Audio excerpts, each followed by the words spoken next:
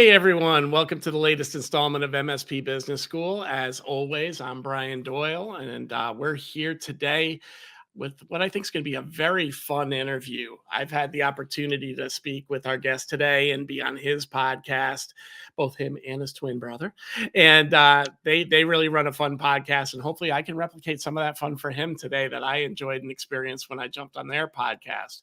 But without further ado, I'd like to welcome Danny Brown. How are you today, sir? Doing well. Thank you so very much. It is an honor to be on this amazing podcast you have. I love the title of your podcast. I think Yeah, it's we got fantastic. lucky on that one, right? You go out and look for a URL, and that one sat out there. But we're really, and really, it speaks to what we're trying to focus on, Danny. There's enough tech talk out there that people that are much smarter than I can tell people how to do the incredible things that our engineers do. Um, my superpower was growing businesses and growing sales teams and marketing teams. So stick in your lane, as they say, right? And do what you know. And to that end, I know that's a big part of your background, but maybe for those that have never had the opportunity to meet you or see you, which would be kind of shocking in this industry, maybe you could share a little bit about your background and what you've done within the MSP community and what you're doing today. Awesome. Thank you, Brian. I think that's a great question. Just to give people a quick update on my background, I am an engineer at heart. I know a lot of times people think, hey, you lead sales, you do a lot of sales training, you actually help run people's organization as a fractional CRO, but I am a technical nerd at heart. I grew up learning about science, breaking things, putting it back together, building my first clock, getting into ham radio. I even have a degree in mechanical engineering and physics, dual degree. And I actually went to graduate school in master's computer science as well as an MBA. So it's one of the things where I love technology. I began my career as an systems administrator. I was a network engineer after that. And then there's this thing called sales that someone introduced to me.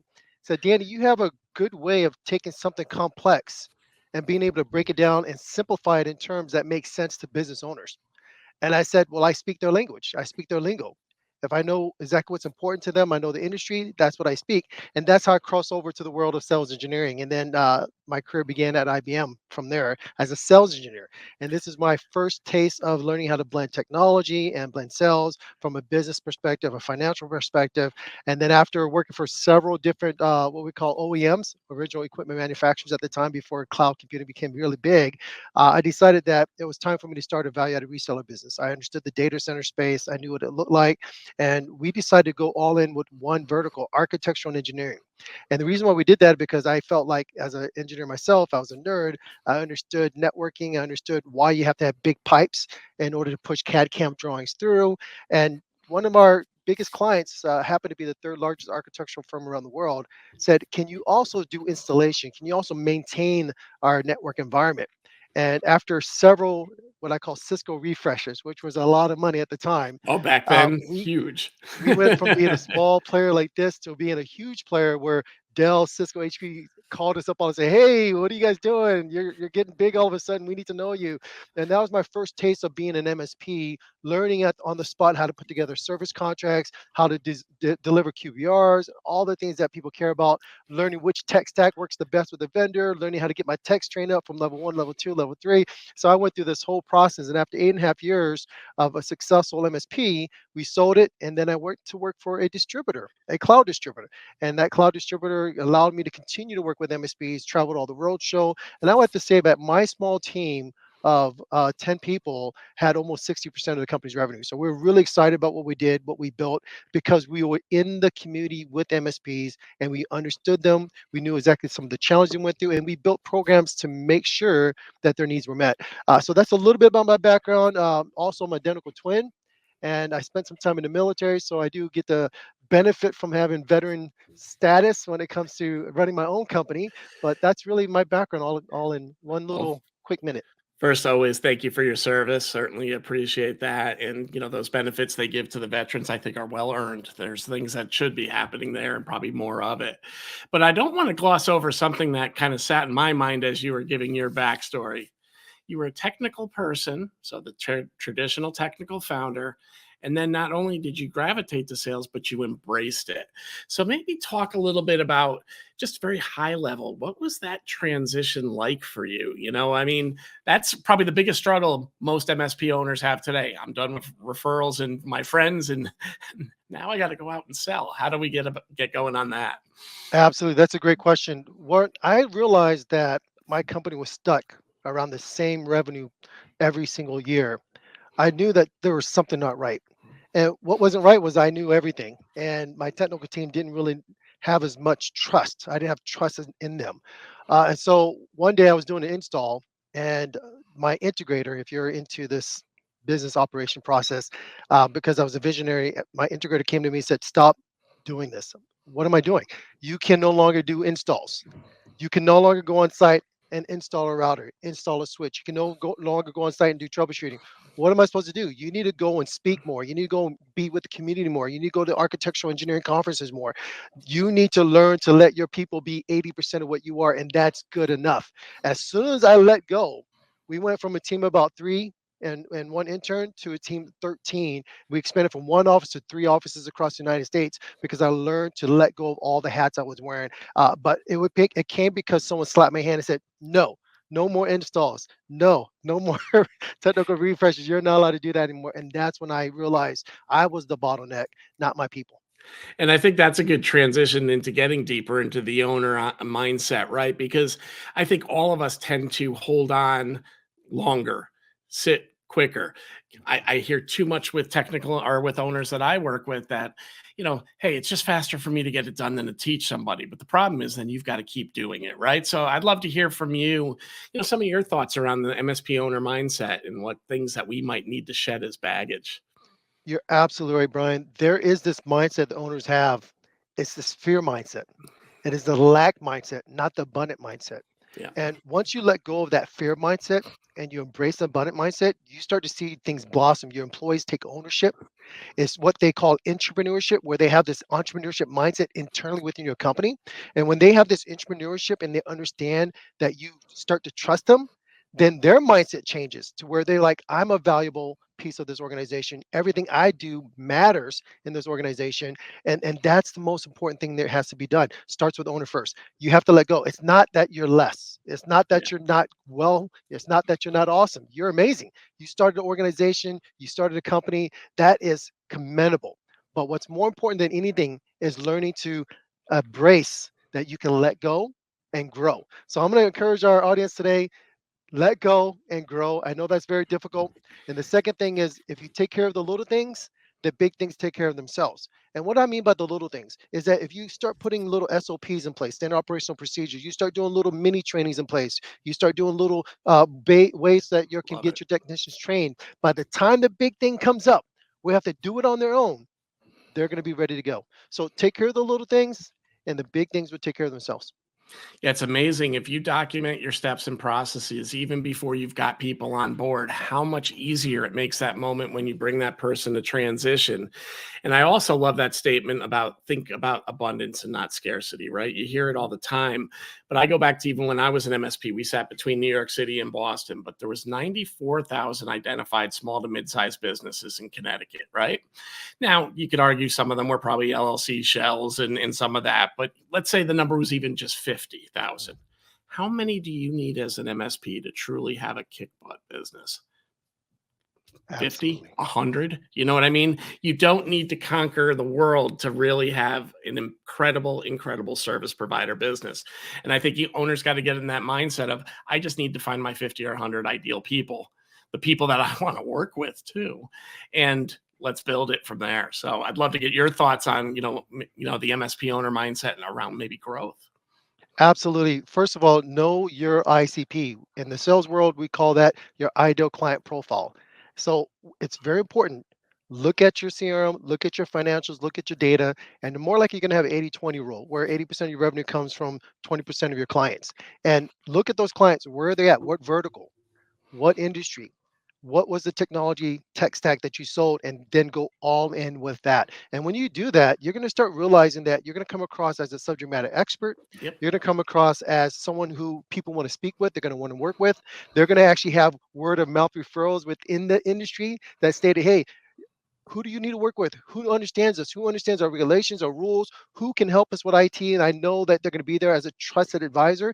You're going to be the one that comes up over and over and over again because that's all they see of you. And then your other MSP family members, your other brethren, sisters out there who have their own companies, you can now start giving them opportunities. And you can actually use that as a second opportunity for a revenue stream as well. So focus on your ICP, and what you're going to realize, it takes care of itself, where you Yeah. don't have to spend as much time and energy as you did in the past because you have a specialized ICP, and those thousands of potential clients will turn out to be that 50, and that 50 is all you need. And they're going to love you. They're going to want to work with you. They're going to grow with you. And anything outside of that, you give to your other family members, the other MSP owners, and they're going to love you as well. So you need to take care of each other and not look at competition as a bad thing. It's a great thing for your No, clients. I love that spirit of community conversation right there because we used to have a lot of folks that we considered cooperators, Mhm. so competition, but cooperators too, right?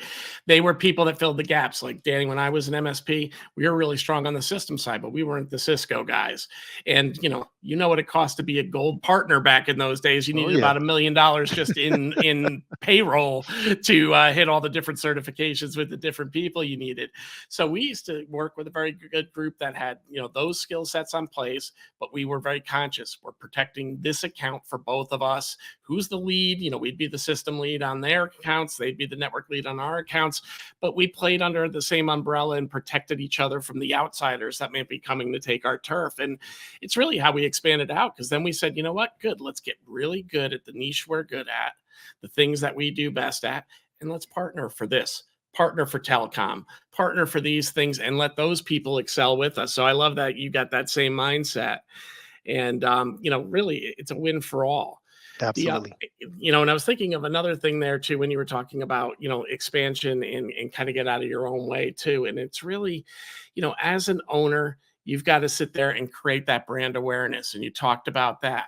I used to say my job is to be in enough places that people locally know who we are and have heard our name. So when you, Danny, if you were my SDR, make a phone call and go, "Hey, I'm Brian Doyle and I'm from Fandotech," they would turn around and go, "Oh yeah, I think I've heard of you guys." All there's being cold and there's being just sort of warm. Like, "Oh, I think I've heard of you guys before." Or, "Yeah, I think I've seen you guys somewhere," even if they haven't, right? If they are there, you're halfway closer to a close on that call than, "I don't know who you guys are. Explain it to me." Absolutely. You're 100% correct. I want to implore our audience today, get out there. People are going to buy from you first before they buy from your product, before they buy Yep. your solution, before they buy your own company. They buy from you first. And you will help bridge that gap of trust to where now, when the conversation comes to price, it's not an issue because you Yep. sold the value, you sold you, they like you, they trust you, they're going to purchase from you. So I'm going to encourage you guys, go out there. I know right now if I pick up the phone and I say, look, I'm calling on behalf of Tony Robbins, I'm calling on behalf of Grant Cardone, I'm calling on behalf of whatever, and they're going, oh, I know that person. You work for this person? Absolutely. I'm his personal assistant, personal secretary. They're going to more likely take that call. And so I want to Absolutely. encourage our audience members out there, go to your conferences, go to your roadshows. If you're a vendor and you're selling a product, you better be at every MSP conference because they're not going to buy from you if they don't see you. They have to see you. And the same thing with your clients. Go to all the industry events you can, get out there. And what's going to happen when they hear about you, they're going to want to say, I like this person. I remember this person. I'm going to buy from this person. Think of anything you've ever bought, plumbers, anything there. Why did you buy it? Because they made an imprint on you somehow, whether that was advertising, social, conferences. The point is you got to meet the people where they live, do as much of it as you can, and don't be afraid that all of a sudden you're going, like some people are just humble. I mean, quite candidly, my biggest hang up when I was trying to get more out in front is it's about the team. It's not about me. But the whole team Absolutely. can't be there shoulder to shoulder trying to broadcast what your company's about. So somebody's got to take the front role. And, I think MSP owners got to know you're doing the best for your business if you can also showcase a little bit about yourself. And it's okay if they don't know the name of your business. They're just like, "Oh, yeah, Danny's IT company's awesome." It doesn't matter. We're not Microsoft. We're not Dell. Our brands are local, regional, or niche at best, right? Absolutely. Awesome. Absolutely. So, anything else you want to add about the owner mindset before we segue a little bit into something that you put out there with your brother? Absolutely. One other thing, never blame your employees without looking at yourself in the mirror first. I love I it. think a lot of times we say ourselves, man, our employee is just horrible. You have to ask yourself, were they competent? and train appropriately? Number one. And number two, did you have the right operational procedure in place that they were able to follow? If you don't have those two things in place, they're never going to have the same repeatable process. They're never going to have the same repeatable outcome, and they're not going to know your expectations the right way. So I want to encourage our owners out there, before you start looking at employees and asking, why is this person on my team? Give yourself two things you need to remember. One, did I create the right standard operational procedure that they can follow all the time? And did I create the right process and tools to train them up so that they can do the job effectively? If you don't do those things right there, you're the problem So as an MSP let's owner. stay on that for a minute, Danny. And this kind of gets into what you're doing in life a little bit right now as well, right? When I look, Absolutely. when you look at that, and the training piece, I think is the biggest one. And I think one of the toughest areas is sales in the MSP space to train because again, most technical founders were not salespeople. They built their business off the backs of referrals, strength in networking and relationships, but didn't really have those active cold callings. Then they go hire employee number one, salesperson number one, give them a phone, give them an email address, and say, go get them. And then when it doesn't work out, they blame it on the sales rep. So I'd love, love to hear a little bit about how you're trying to solve that problem for the MSP owner. Absolutely. Great question. I hear it from MSPs all the time. I hired an outsourced marketing firm. It didn't work. I spent way too much money, didn't get any leads, or I got leads, but they were poor quality leads. I hired sales reps. I didn't know what type of quota to put them on, what type of commission plan. So I just said, here's what I think I could bring in. So therefore, this is your quota. And 3 months in, you had enough time to learn the MSP space, but you haven't made any sales, you haven't closed any deals. What's going on? Why am I paying you? I hear all the time. You're absolutely correct. And what I tell them is you got to keep it simple. You just got to keep it simple. And when you talk to a sales rep, you have to let them understand that this is going to take time. I'm going to do my part. My part is I'm going to build up the brand of my company. My part is I'm going to make sure that people see our logo. They understand who we are ahead of time so that when you make a call, I don't want you to sell, I want you to connect. It's all about connecting using these soft-based skills. You can download scripts all day long. Here's my opening script. Here's how I get people to say yes. That's not important unless you learn how to connect. And I Yeah. want you to teach your sales rep just to connect with people. And if you can connect with people, they're going to say, all right, tell me more. And that's all you need. You need to hear this three words, tell me more. Yeah. And you don't have to close on the first sell. Get a client, say, tell me more, and you got them hooked. And that's all I tell the owners. That's all I tell the sales reps. Let's just start there and we'll come back and do the other phases later. But just right there, connect with people and get them to say, tell me more. Well, I think that, that's great because it really is. There's a number of sales that have to be made on the way to the sale, right? First is Absolutely. tell me more. Then it's grant me a meeting. Then it's give me the opportunity to now bring you a proposal. Now we've got the proposal out. Let me get an opportunity to get feedback on that proposal and not ghosted so we can see if we can go to the next step, right? There's all these little micro transactions that happen on the way to the big transaction. And a lot of MSP owners, I won't say they don't have the patience for it. They just expect it to happen faster, right? So I'd love to get your opinion because this has been a hot topic on this show in the past.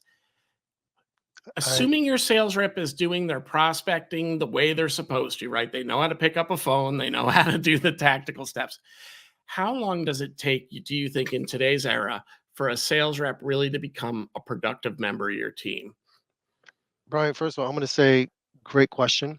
And I think a lot of times we need to reset the mindset and Yep. expectation for business owners that when you get a sales rep in, I always say give it about 2 to 4 weeks to give that individual an understanding of your business and of the MSP space.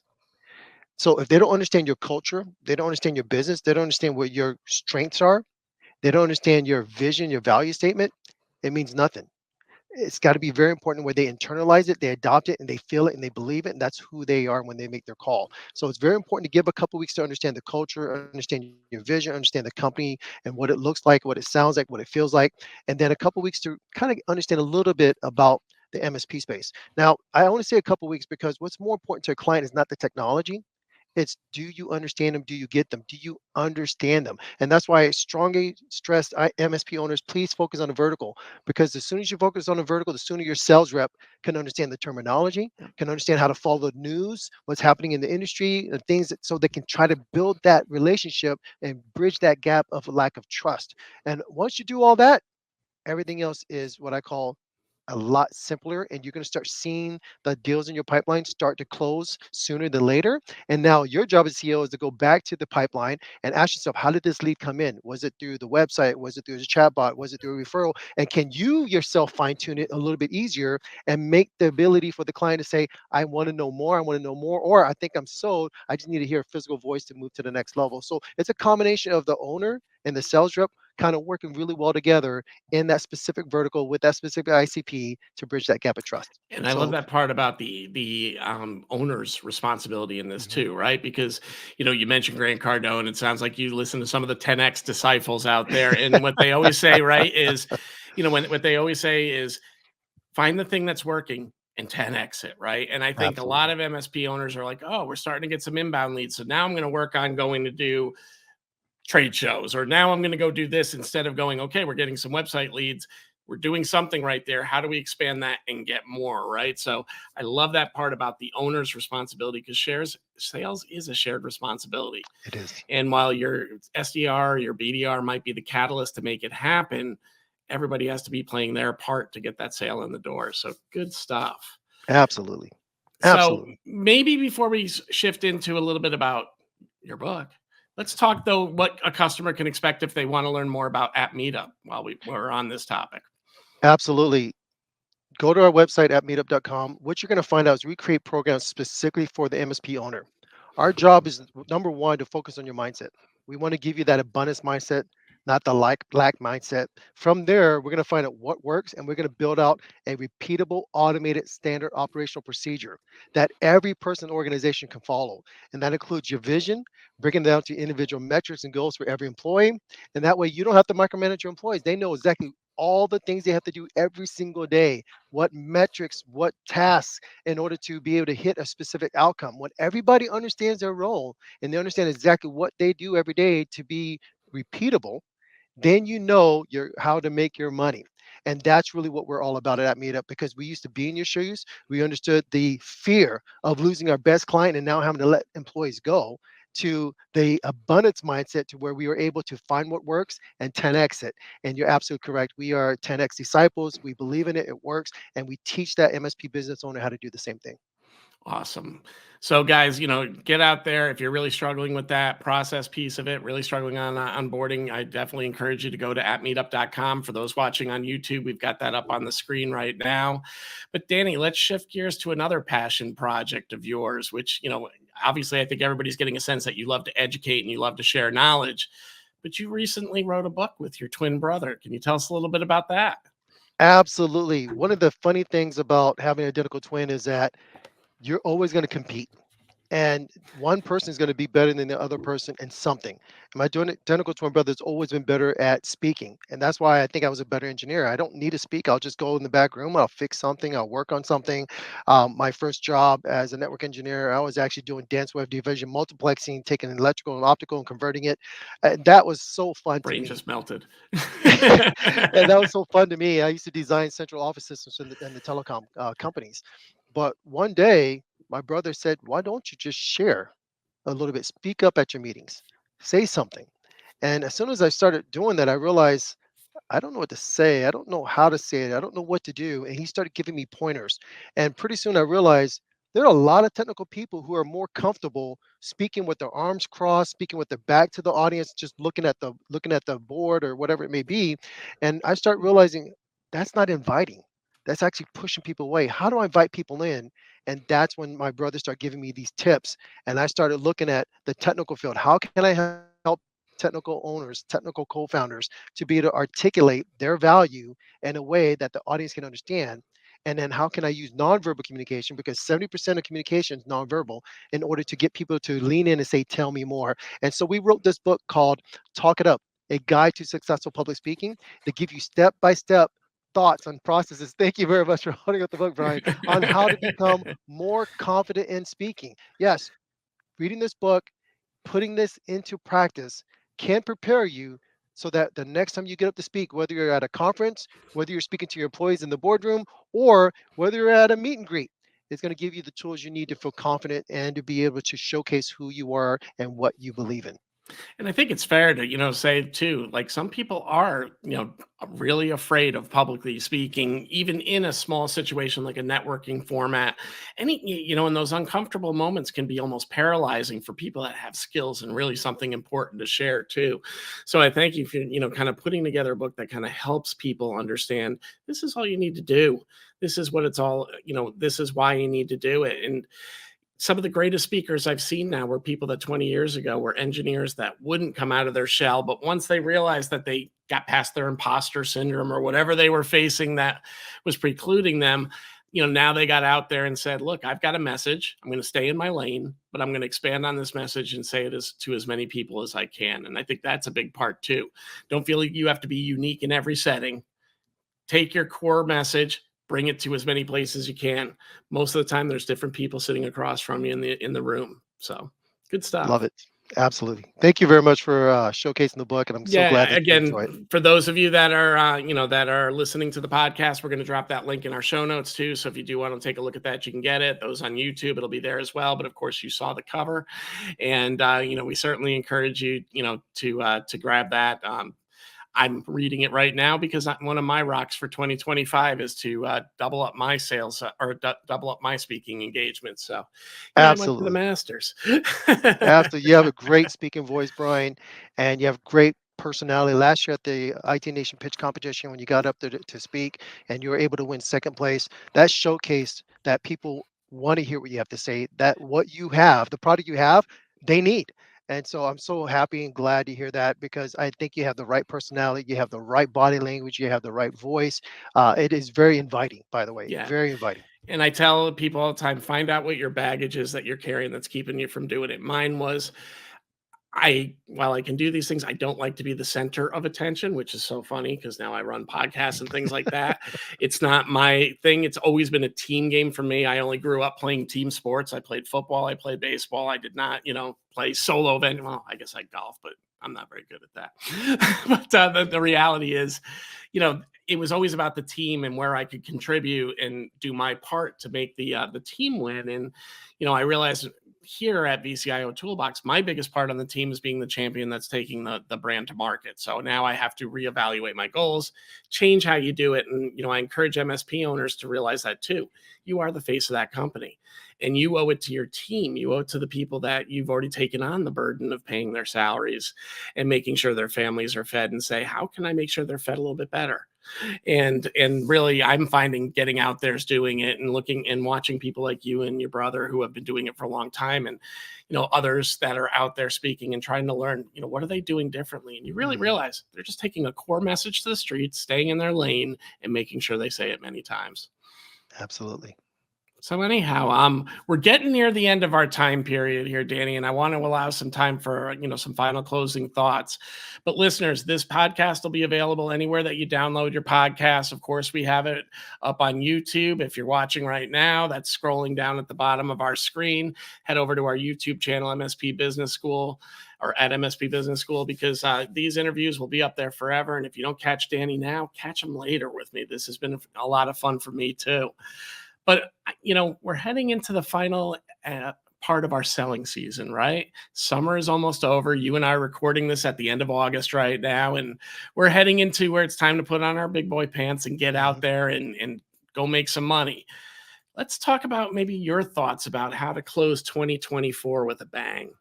Absolutely, and I appreciate that. This is when we start putting in a little bit more work to make sure that we can all have a great end of year and have a successful new year as well. And the first thing I'm going to tell people to do is be omnipresent. Do this. Be on a podcast. Come join this podcast. Let Brian interview you. Let the world know who you are. Let the world know about your MSP. Be omnipresent. When you're at every event, ask, hey, can I speak? We all go to different events. There's so many different MSP events out there. Go and ask, hey, can I speak? Can I share my story? Being on the podcast, join my podcast, join Brian's Yeah. podcast, get out there, be omnipresent. And then if you have a specific ICP, you want to be at all those events. The more people see you, the more they get to know you, the more they're able to close that gap of trust. It makes it so much easier to buy. Maybe not now, but maybe in the future. But I like this time right now because sometimes people have to blow their budget by the end of the year. Yeah. Otherwise, they won't get it next year. So, number one, be omnipresent. Number two, know your numbers. Why is that important? You need to know your numbers as an MSP, and your sales reps better know their numbers. And what I mean by know your numbers, if you're a sales rep, how many more calls do I need to make per day to get to somebody say, yes, I want to do a demo, or yes, I would like to learn a little bit more? How many more of those demos does it take to get to someone say, yes, send me a quote? And how many of those quotes get to a close win paid contract? If you don't know those numbers, you're not going to push yourself a little bit harder. And if you know your numbers as a sales rep, how many more calls you're going to make, and you know your quota and your commission, you can make multipliers. You're going to work that much more because you want to make more money. And as a business owner, you have to know how many more events do I need to go to? How many more people do I need to get referrals from? Where do I get my best referrals? How do I get my best leads? If you don't know those little things, you're going to fall out. And if you're not looking at your CRM, you're not looking at your dashboard every week to see where things are at in your pipeline, you're going to miss out. So that's number two. And the third thing I want to tell people is know your numbers for your clients. Yeah. What do their clients care about? What do they value? What is beneficial to them? And then hit about it, talk about it as much as possible, because the more you do that, the more they're going to value you, and the more they're going to say, you get me, you know me, and I want to work with you. So if you can do those things and do it really well, the last step is very simple: your pathway to sell. You find what works and you 10x it. So if you do those four things and those four steps, I guarantee that you're going to end 2024 with a bang, and then 2025 is going to start skyrocketing. So, I challenge you, listener, to make this a 90-day sprint. Really take those things that Danny just said, build them into a 90-day sprint, because that's really basically what we've got until the Thanksgiving holiday hits and people start tuning out on us. Although I will agree with you, there's a lot of hardware money to be gained during that end of the year period too. Before we wrap up today, I'm going to speak for you now, Danny, and say this. Listener, if you think you aren't ready to be a guest on a podcast, you're wrong. Those of us that are doing podcasts, we need you too. Your stories are the ones that make it different. Everybody's got a unique way that they came into this industry. And for my listeners, I'll tell you this: every time you get one of those fireside chats where you're only hearing from me, that's because I didn't have a guest that week. So we're looking for them. Please reach out to your podcasters, build your brand, get out there. We're here to help you. And, Danny, I can't thank you enough. You and your brother have both been wonderful, helping me, coaching me in different areas personally, and certainly I value the relationship. Love that we're doing some cool things together, and I wish you the best as you close out 2024. Thank you. All right, we'll see you again next week, listener. Danny, thank you for joining me, and have a great day.